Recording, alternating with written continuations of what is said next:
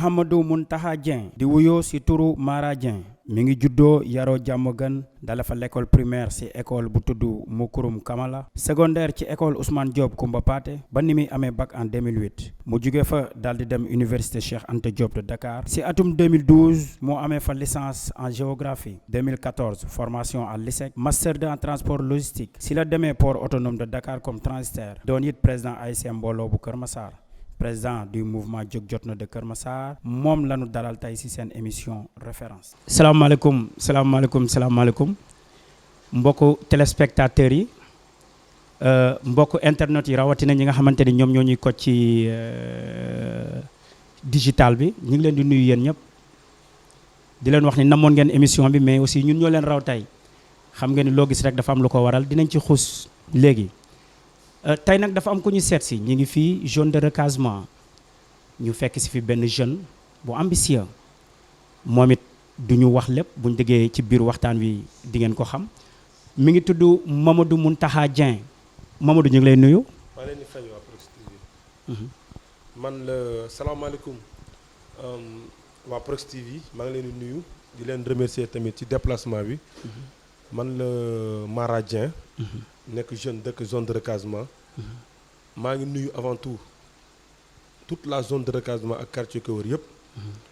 di tamit nuyu waa Proxi TV ñi nga xam ñoom ñooy seet si tey.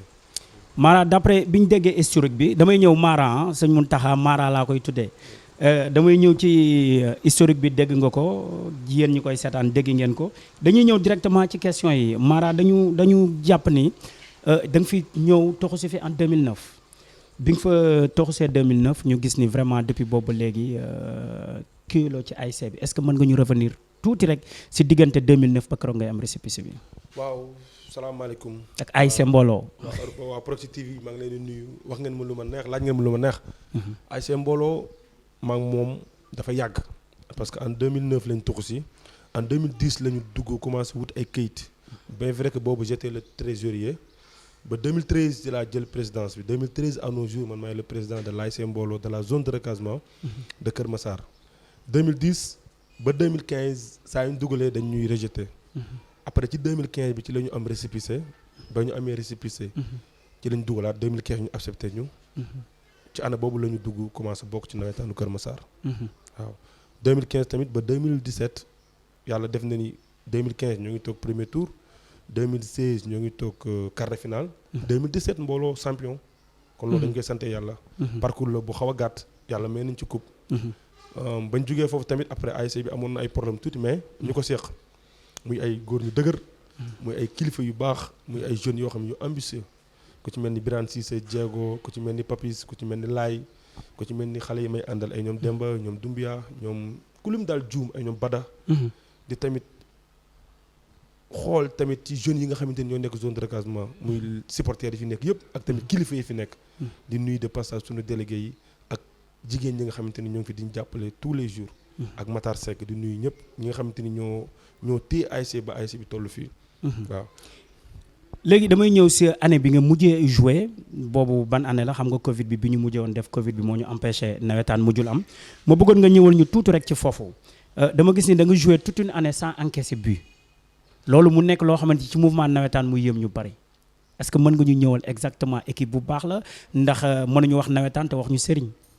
waaw en fait xam nga Mbooloo moom da équipe bu mujjee judd Kër Massar mais équipe boo xamante ni il est reconnu par tout le monde parce que Mbooloo bien vrai que juróomi at la am xamul juróom benn at mais mënoo lim ñaari équipe ba ñett équipe ci Kër Massar tuddoo ko c'est un travail boo xamante ni jeunes yoo ko liggéey ay xale yu ndaw lañ peut-être dëkkoon Diamaguène dëkk caaro yi sam-sam ñëw tamit am xam-xam bi ñu amoon ñëw investir ko fii boo xoolee en 2009 Mbooloo ba muy en 2019 Mbooloo ba muy football ba 4 ba demi-finale encaissé wul bii c'est un travail boo xam dañ ko implanté du sëriñ gëm-gëm la ñun dañuy ñëw toog terrain na bu ñu demee dañuy dóor équipe bi te loolu la yàlla def parce que gëm-gëm rek moo am solo gëm-gëm boobu la ñuy duggee stade gëm-gëm boobu la ñuy taxee moom la ñu yàlla di may ndam ñu gis ni aussi Mbooloo dafa wuyu tur wi booy ñëw stade mobilisation bi ngay indi stade ba mari day taali luy secret bi waaw secret Mbooloo moom bariwul union la ak entente Mbooloo xam moo supporter xam moo président xam moo joueur xam moo maire xam moo pa ñëpp ci yam ñëpp bëgg équipe bi bu ñuy football tey boo demoon terrain fu mu ne ñoo ngi entraîné pour préparer suñu match samedi bi mais dafa fees dell parce que nit ñi ñoo bëgg ASC bi te xam nga ne tamit mbooloo fu muy tase rek yàlla da ci def barke secret bi loolu dong la gëm-gëm bi ak bokk bi nga xamante ni ñoo ko bokk xol yi ànd ko ñu nekk benn maa ci gën a ndaw de mais jox nañ ma cër bu mag bu am solo tamit. mais ñu gis ni bi ngay dugg nekkoo woon président bi mais fu mu nekk nii tey yaay président bi ba jamono yi nga xamante ni moom lañ mujjee def AG bi mujj bi sax yëg naa ni da nga sampoon seen dënd pour jël jaune bi. waaw d'accord président ASC Mbooloo maa ngi ko depuis 2013 ba léegi kon loolu yàgg na. mi ngi yàgg. moo ngi bëgg a yàgg macha allah te nag du man. staff bi may àndal la ñu ñàkk keñaan ñoo xamante ni lépp la ñuy def ngir ndamu koñ bi. boo gisee tamit. gëm naa ni ASC Mbooloo fi mu toll ci Kër Massar war na mën a am quelqu'un boo xamante ni war na mën a taxaw xeex na dafa bëgg a nekk président zone parce que ba may dem di wax naan dama bëgg a nekk président zone les gens am ñoo xam dañu doon reetaan parce que maa ngi nekkoon bokku moon sax ci staff bi parce que 3 ans laa fi am dernier bureau bi laa ci bokk te maa ngi nekkoon vice président environnement ba ma ñëwaatee ren ma ne damay sama ndëmb j'ai fait le tour di remercier tamit ASC yi nga xamante ni demoon naa seeti la ñu nangoo ànd ak man te nag ndam li jege woon na trop ci man mais que samay kilifa ODCAV ku ci mel ni Boy si maa ngi koy nuyu de passage ñoom ñoo may ñaan na ma nañu dem consensus parce que Kër Massar amul nawetaan Kër Massar amul doole boo leen xaajali ko rek problème day am te nag ci kàddu yooyu ak nitu dëgg bi mu doon ñu ànd ak Boy si li mu wax ñu dem waxtaan ak sama mag muy président Djibi Sy maa ngi koy nuyu de passage di rafetlu tamit ànd bi mu nangoo ànd xale yi di ko ñaanal tamit yàlla may ko ndam ci li mu jëm après ci lañ dem def consensus ma ne ko président maa dem ba këram na ko président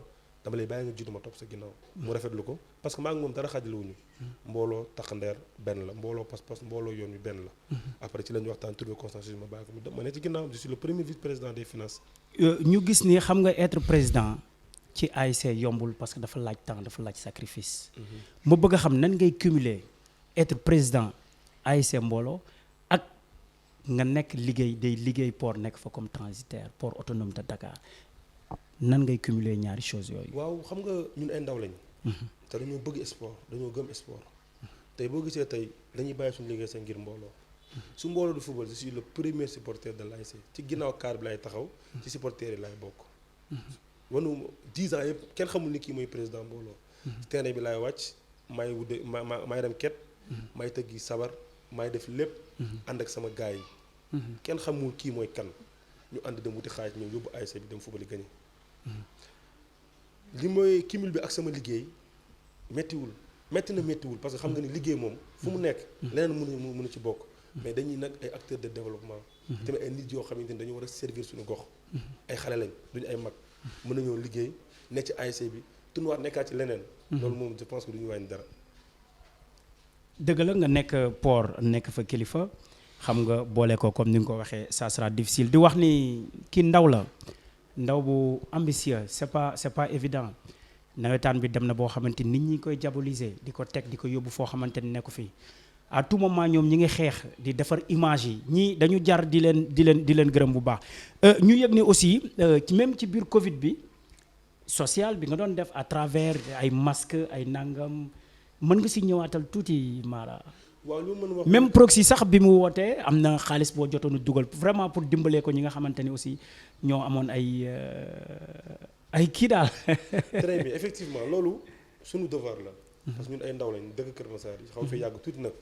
boo xoolee période Covid dafa fekkoon ma defoon soog. ma amoon fracture ma toog. mais def nañ fi ay effort. joxe nañ ay somme bien vrai que bu bariwul tamit def nañ ko suñu gox. ñun ñooy ASC bi njëkk a génn. ci Kër Massar def ay dons. ci Covid bi muy ASC Mbooloo. ñun ñooy ASC bi njëkk a génn joxe ay somme. ba pare après ñu tourné waat. defaat benn caravane. di distribuer ay max. ay savon ay javel ak tamit ak ay bidons yoo xamante ni buntu kër yi la. pour nit ñi di mën a raxasu pour mën a maytu Covid bi.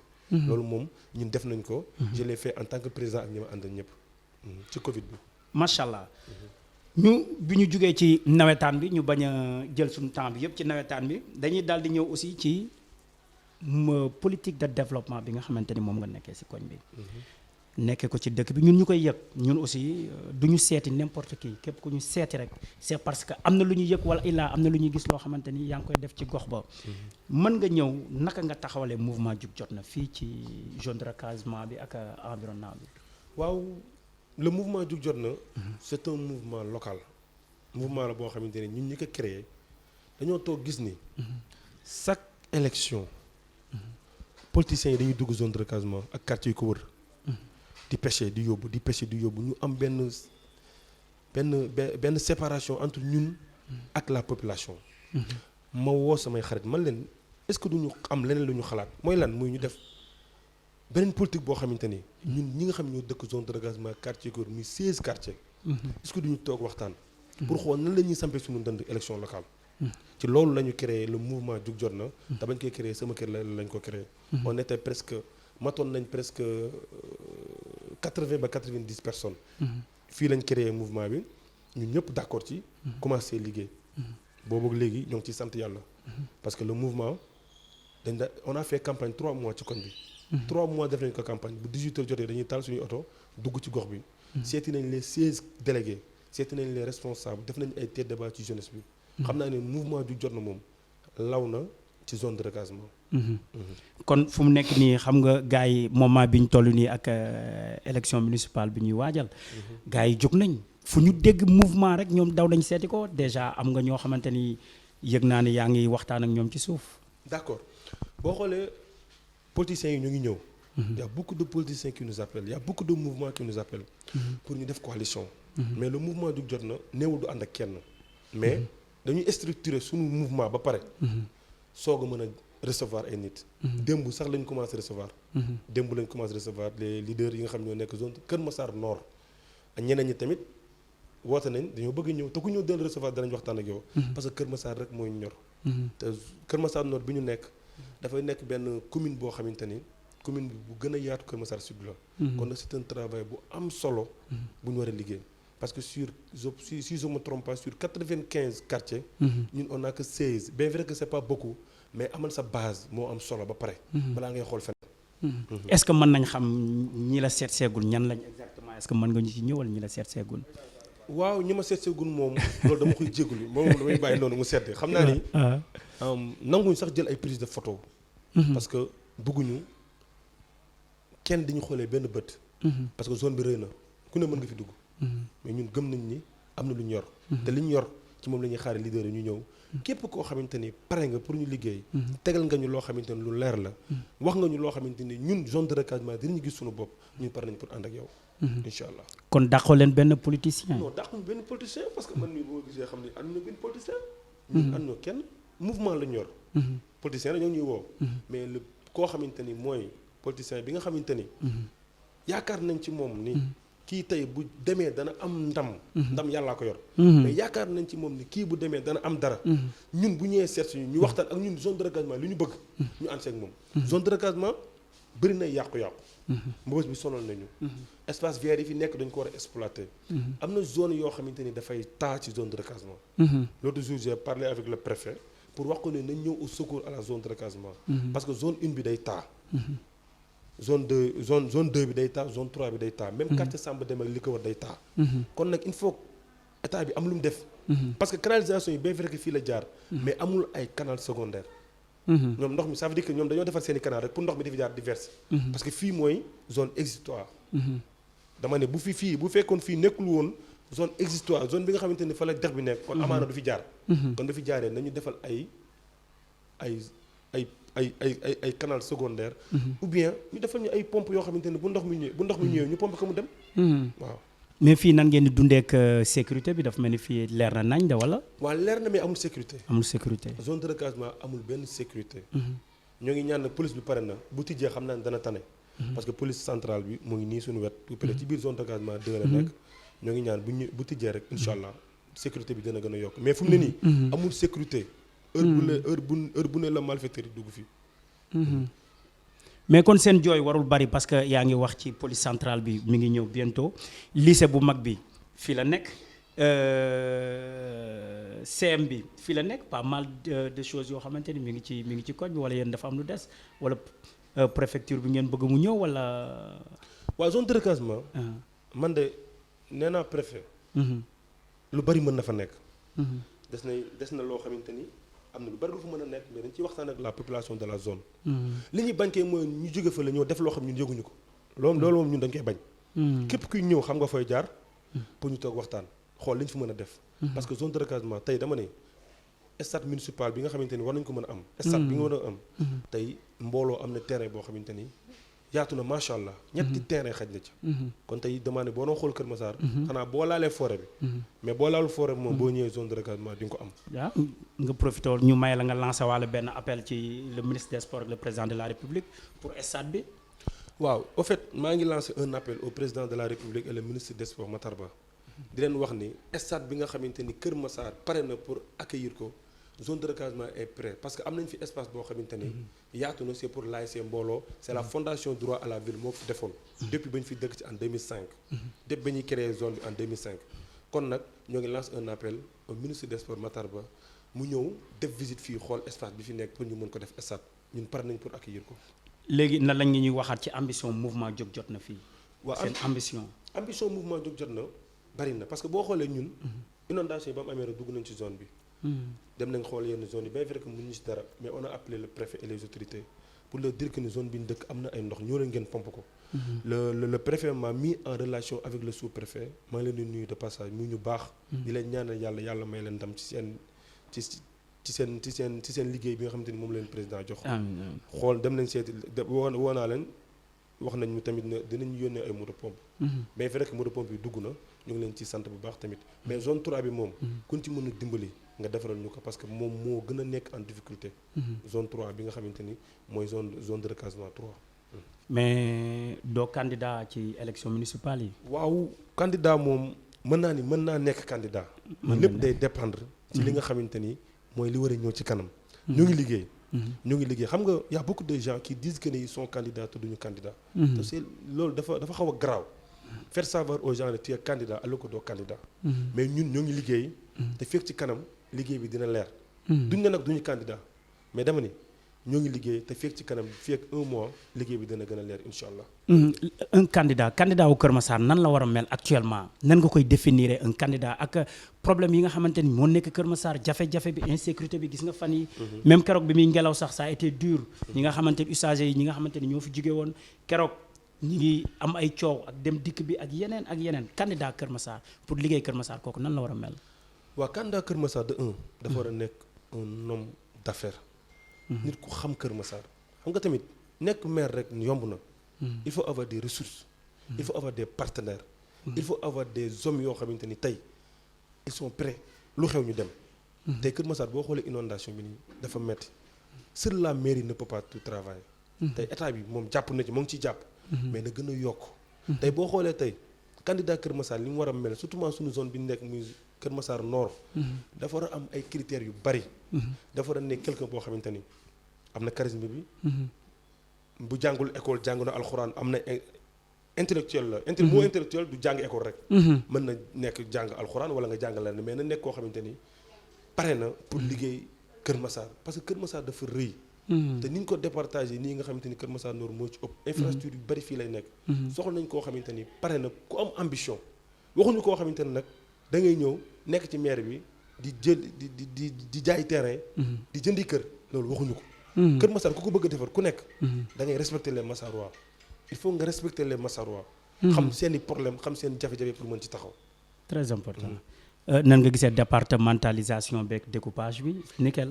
waaw la départementalisation de Kër Massar ñu ngi ci remercier le président de la République. Macky Sall parce que ku ne promettre nañu ko ci moom la jógee. kon ñu ngi koy sant bu baax. parce que tamit bu ko neexoon mu def comme ay morom rek dem ba Kër Massar nekk département. mais nag il est venu à son heure. Kër Massar 140 quartiers. 125 kilomètres carrés de route. raw na Guédiawaye 2 fois. kon kooku dafa war a nekk département. département dafa am lu muy àndal. buñ ne Kër Massar département rek jël li ci mat yëpp ñu yóbbu ko Yeumbeul Nord moi je ne suis pas d'accord.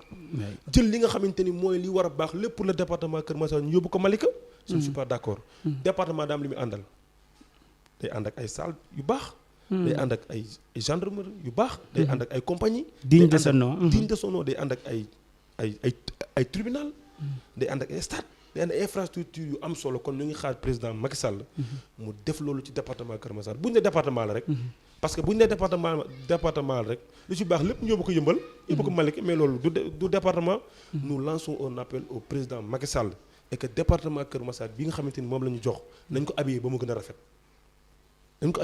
chef-lieu bi fii la d'accord mais nañu jox li nga xamante ni mooy tax chef-lieu bi mën a avancer jërëjëf Mara mën nañ ñëw l'émission tire à sa fin mot de la fin waaw d'accord avant tout maa ngi leen di remercier maa ngi remercier Proxi TV bu baax di remercier suma famille di remercier suma papa di ko ñaan yàlla xaare ko àjjana muy El Hadj Kabane Dieng amiin di sant suma yaay di ko ñaan yàlla yaay yàggal ko fi di sant suma soxna di sant sumay grand frère yi nga xamante ni ñoom ñoo may jàppale guddeeg bëccëg di leen remercier bu baax di leen ñaanal yàlla bàyyi leen ba si kanam di ñaanal suma tante yi yàlla yàggal leen fi di ñaanal sumay sœur ak di ñaanal suma xarit yëpp di remercier ASC Mbooloo di remercier toute la zone de recasement ak quartier ko wër jërëjëf mbokk yi jërëjëf ni ma koy faral di waxee waa plateforme digitale bi di leen wax nii la tey dañu seet si woon Mara Dieng mu nekk un jeune ambitieux dynamique ñuy daje ci milieu yu bari di xeex ngir goxam à tout moment heure bu ñu fekkantee boo ko waxee mu ni Ibra man zone de recasement moo ma ñor man Kër Massar moo ma ñor ñu mel ni dañ leen di war di leen teg nit ñi di leen xool di roy ci ñoom di ko jàmbaar aussi bëgguma ci sori lool di remercier ñi nga xamante ni ñoo ñu seetaan di ñu coach à tout moment ci heure bu mel ni sur la Proxi TV télé bi la jigee di la wan sa bopp di remercier waa technique bi yëpp rawatina l'infatigable Ndoye mu nekk ci cadrage bi di gérer son bi comme ni ma ko bëggee di remercier Maodo Malick borom parasol bi moom mi nga xamante ni moo nekk ci montage bi di remercier Sénégal gi yëpp di leen ñaax ni leen nawetaan yi mi ngi door nañu ànd yar ak teggin fola c'est vrai que ni ku daanu rus mais àdduna amul solo loo fi gis dañ koy waxtaanee te lu am rafet rek bu amul woon dafay ñaaw ñi ngi bàyyi xel les présidents ku mel ni Saliou Dieng ku mel ni Djibisi ñi ngi leen di nuyu ñuy yokk ñaax parce que kat képp ku jiitu bu ëllëgee dinañ la laaj ñi nga yore woon kon donc nañ ci bàyyi xel di leen jox rendez-vous fii ci Proxi TV fii ci télé bi la jigéen di la won sa bopp kon di leen wax merci ba beneen yoon jërë ngeen jëf